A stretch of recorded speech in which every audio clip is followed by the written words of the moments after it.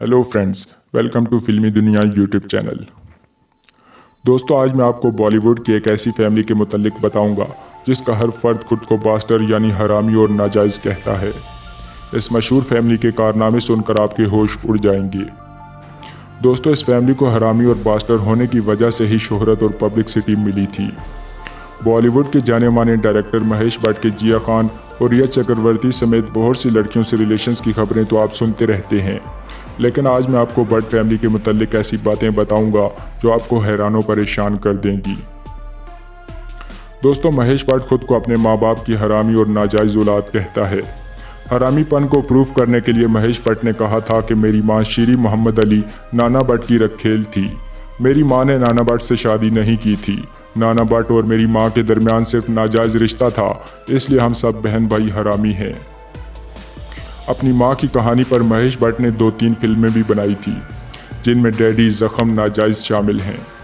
ज़ख्म में महेश भट्ट ने यह दिखाया था कि एक मुस्लिम माँ और हिंदू बाप के बच्चों को क्या क्या मुश्किलात का सामना करना पड़ता है, लेकिन नाजायज़ में भट्ट साहब ने ज़बरदस्त तरीके से अपने हरामीपन को लोगों के सामने पेश किया। महेश भट्ट ने चिल्ला चिल्ला कर कहा कि मैं हरामी हूँ, मैं बास्टर हूँ। मेरी फिल्म बिल्कुल रियल स्टोरी पर मबनी है और यह सच्ची कहानी मेरी अपनी कहानी है। उस वक्त पब्लिक ने इनकी स्टोरी को खूब पसंद किया। भट्ट साहब ने अपने हरामीपन को इतना फैलाया कि इनकी ये मूवी सुपर हिट हो गई। महेश भट्ट को इस तरह पब्लिसिटी की आदत पड़ गई।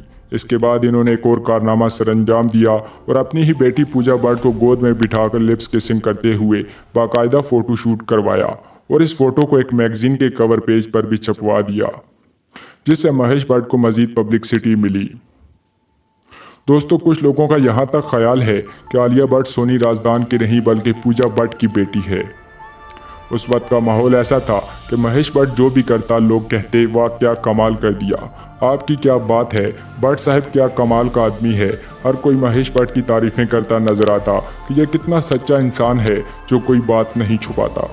भट्ट साहब की जिन हरकतों पर हमें इनको कहना चाहिए था कि भट्ट साहब ये आप कैसी हरकतें कर रहे हैं, थोड़ी शर्म करें, लेकिन पब्लिक ने शाबाशी देकर भट्ट साहब का हौसला मज़ीद बढ़ा दिया। अगर कोई आम बंदा अपनी बेटी के साथ ऐसी हरकत करता तो यकीनन लोग इसे जूते मार मार कर ऊपर पहुंचा देते। इस हौसला अफजाई की वजह से आगे भी भट्ट साहब ऐसी हरकतें करते रहे और पब्लिसिटी बटोरते रहे। इसके बाद महेश भट्ट ने सोनी राजदान से शादी कर ली और थोड़ी देर के लिए मुस्लिम बन गए।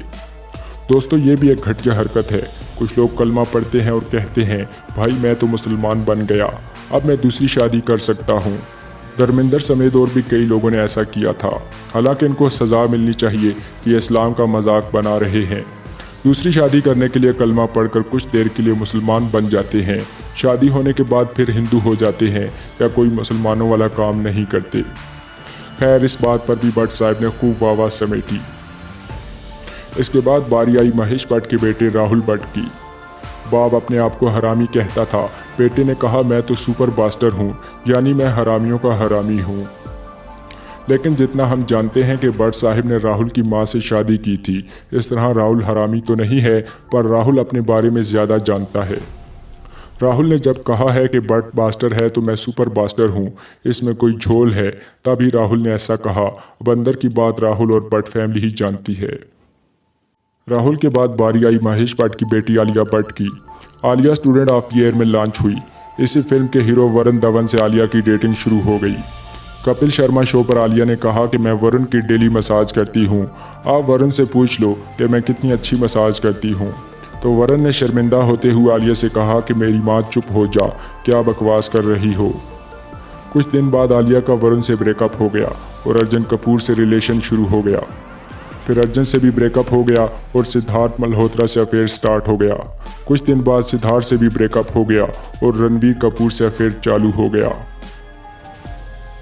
आलिया का रणबीर कपूर से अफेयर कराने में हाथ रहा हीरो हीरोइन की सेटिंग करवाने के माहिर अयान मुखर्जी का। ये बॉलीवुड में अफेयर कराने में काफ़ी फेमस हैं। इसके बाद महेश भट्ट के जो कारनामे जिया खान और रिया चक्रवर्ती के साथ रहे वो तो आप सब जानते हैं। दोस्तों, कहावत है गुनाहों का घड़ा एक दिन भर जाता है। जिन बातों पर आज से 15-20 साल पहले पब्लिक को थू थू करना चाहिए थी वो आज हो रही है। अब जाके बुढ़ापे में महेश भट्ट को इसके कारनामों का फल मिल रहा है। आज अगर महेश भट्ट पब्लिक के सामने आ जाए तो पब्लिक सिर्फ और सिर्फ महेश भट्ट पर थूकेगी। भट्ट साहब ने रिया के साथ मिलकर खूब जलेबियां बनाई और खाई थी। अब रिया ने ही इनको फंसा दिया है। इनका कैरियर बिल्कुल तबाह हो चुका है। भट्ट साहब अपना घर के रहे हैं और ना बॉलीवुड के। हर तरफ से इन पर तबाही आ चुकी है। दोस्तों, अगर वीडियो पसंद आई हो तो लाइक शेयर ज़रूर कीजिएगा और साथ फिल्मी दुनिया को सब्सक्राइब भी कर लीजिए।